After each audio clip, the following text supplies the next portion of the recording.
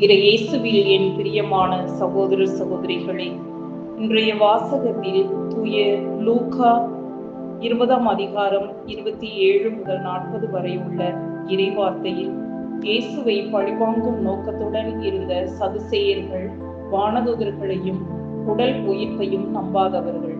இவர்களது கேள்விக்கு சரியான பதிலை தருகிறார் இயேசு. கிறிஸ்துவின் இறப்பு உயிர்ப்பு வழியாக இறைத்தந்தை மக்களுடன் ஒரு புதிய உடன்படிக்கையை செய்து கொண்டார்.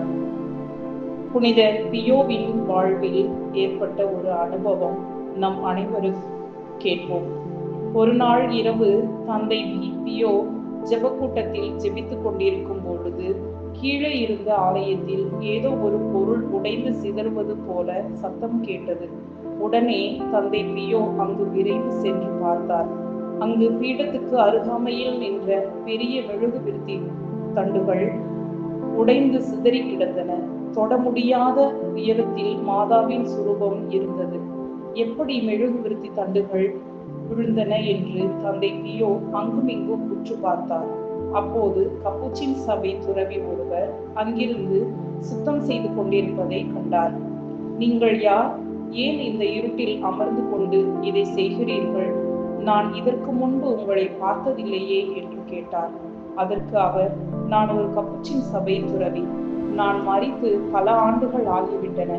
நான் வாழும்போது சோம்பேறியாக இருந்த குற்றத்திற்காக உத்தரிக்கிற ஸ்தலத்திலேயே உள்ளேன். எனவே நான் மோட்சம் சேர்வதற்காக எனக்காக ஜெபிப்பீர்களா என்று கேட்டார். அதற்கு தந்தை பியோ, இப்போது நீங்கள் அமைதியாக செல்லுங்கள்.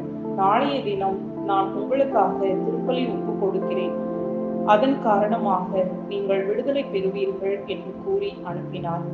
அவருக்கு வழங்கிய வாக்குறுதியை நிறைவேற்றும் பொருட்டு மறுநாள் அவருக்காக திருப்பலி ஒப்பு கொடுத்தார். உத்தரிக்கும் ஸ்தலத்தில் உள்ள ஆத்துமாக்கள் கடவுளிடம் இருந்து மிகுந்த வல்லமை பெற்றுள்ளன. நாம் அவர்களுக்காக ஜெபித்தால் அவர்கள் நமக்காக பரிந்துரைப்பார்கள் என்று புனித ஜான் மரிய வியானி கூறியிருக்கிறார். எனக்கு மிகவும் பிடித்தமான ஒரு எழுத்தாளர் இருந்தார். ராபின் சர்மா எழுதிய ஒரு புத்தகம். நீங்கள் இறந்த பின் யார் அழப்போகிறார்கள்? Who will cry when you die? இந்த புத்தகத்தில் வரும் ஒரு வார்த்தை, நீ பிறந்த போது நீ அழுதாய், உலகம் சிரித்தது. நீ இறக்கும் போது பலர் அழுதால் தான் உன் ஆத்மா மகிழும். இந்த வார்த்தை என் வாழ்க்கை முறையை மறுபரிசீலனை செய்ய வைத்தது. கருணையின் மறு உருவமாக விளங்கிய அன்னை தெரேசா ஒன்று சொன்னார், வாழ்க்கை என்பது நீ சாகும் வரை அல்ல, மற்றவர் மனதில் நீ வாழும் வரை. நம் வாழ்க்கையில் நாம் சந்திக்கும் ஒவ்வொரு நபரும் நமக்கு ஏதோ ஒன்றை சொல்லித் தருகின்றார்கள். எனவே நாம் சந்திக்கும் எல்லோரிடமும் கருணையுடன் இருப்போம்.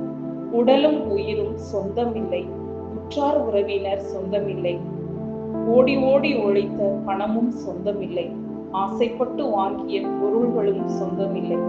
ஆனால் வாழும் நாட்களில் நாம் செய்யும் பாவமும் புண்ணியமும் தான் நமக்கு சொந்தமானது. இரக்கத்தான் பிறந்தோம், அதுவரை இரக்கத்தோடு இருப்போம். அன்பு சகோதரிகளே, இன்றைய புனித செசிலியம்மாள் பாடகர்களின் பாதுகாவலர் தினத்தை நாம் கொண்டாடி மகிழ்கிறோம். பாடல்களின் வழியாக நம் இறைவனை மகிமைப்படுத்துவோம்.